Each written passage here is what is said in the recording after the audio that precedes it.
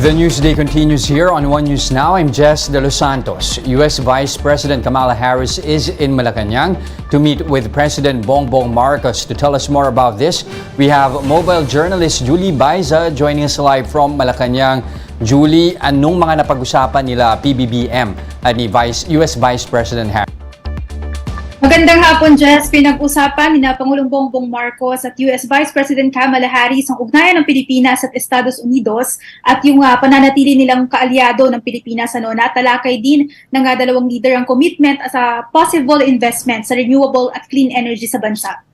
Okay, apart from renewable and clean energy, na pag-usapan din ba when it comes to defense? Ano ba yung naging commitment ng US dito? Ayon kay Harris, kaisa ng Pilipinas ng Estados Unidos sa pagpapatupad ng international laws kaugnay sa agawan sa West Philippine Sea, sa sandali raw na magkaroon ng pag-atake sa vessels o aircraft ng bansa sa pinag-aagawang teritoryo, kaagad daw na i-invoke ang US Mutual Defense Commitment. Okay, so far ba meron na mga nasabing komento si President Bongbong Marcos tungkol nga dito sa pagbisita ni US Vice President Kamala Harris?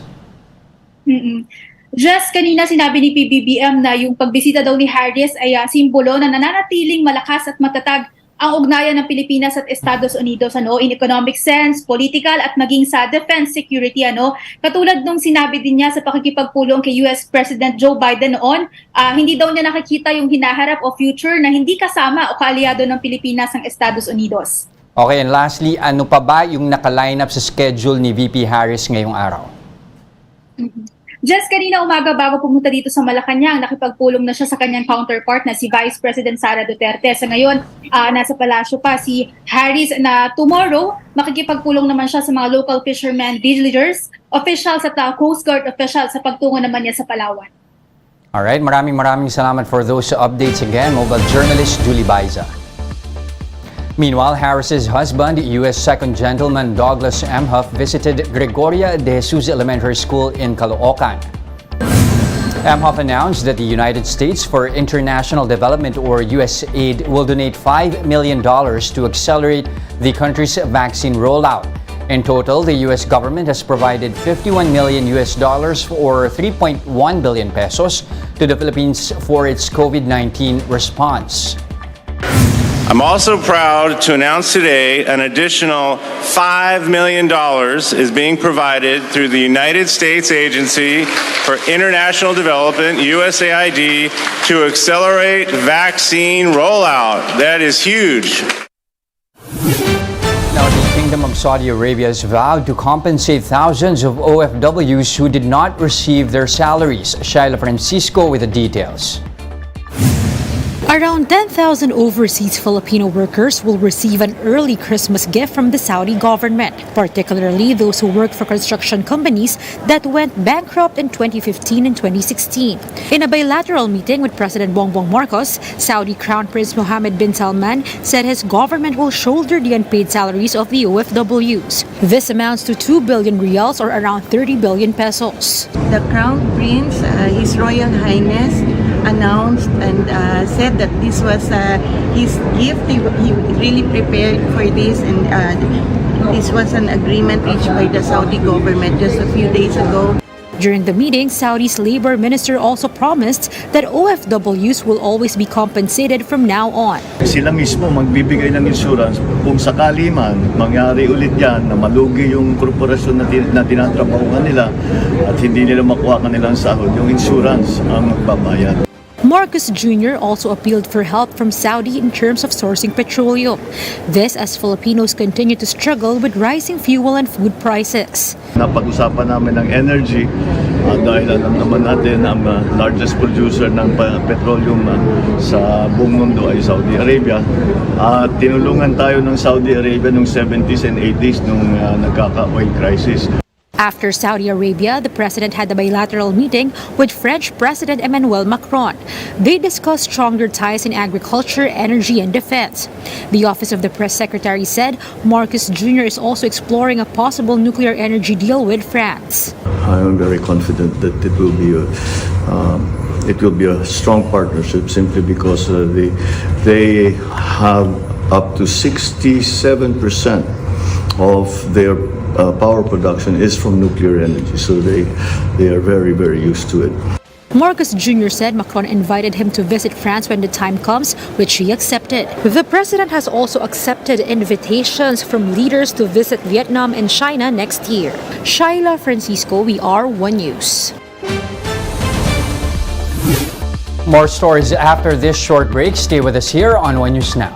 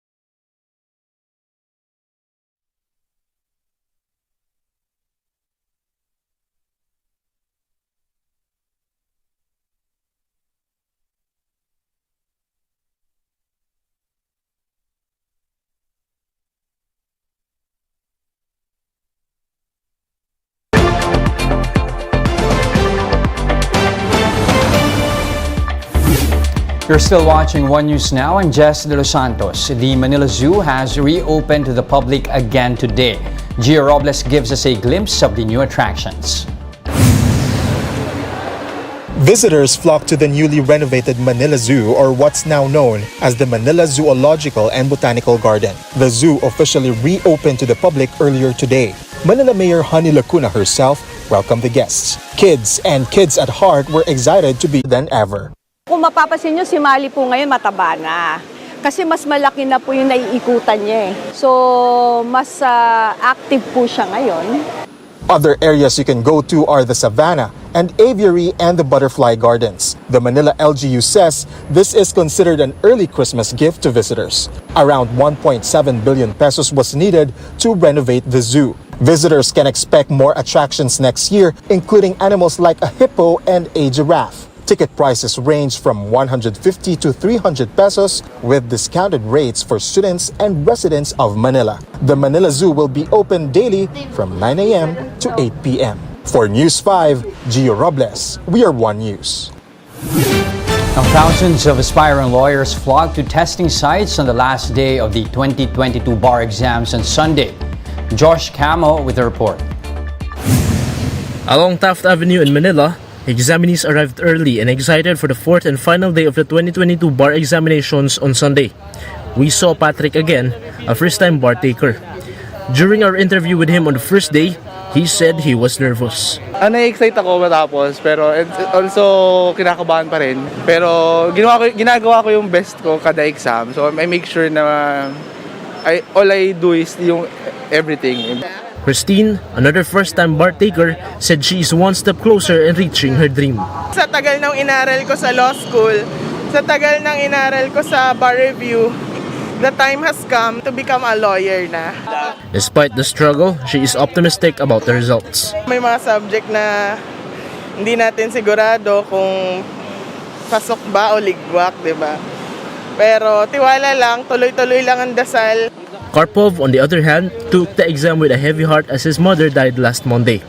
After the exam, he will return to his hometown to pay his last respects. Bumubunot ako ng lakas ng loob kay God kasi siya lang naman talaga nagbibigay ng strength and hope. They are just some of the takers who have mixed emotions towards their bar exam experience.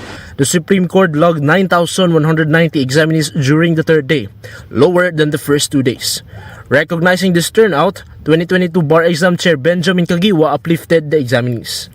So, if you are thinking of quitting now, don't. Stay the course and recall why and for whom you are doing all of this. Your families and loved ones, the people you hope to help, the schools you wish to give back to, the nation you want to serve. Maraming nagmamahal at nag-iintay sa inyo. So, for them, be dauntless. This year's bar exam is the second time for the digital setup. Results are expected to be released sometime next year. For News 5, Josh Camo, We Are One News. Here's a quick look at today's other top stories.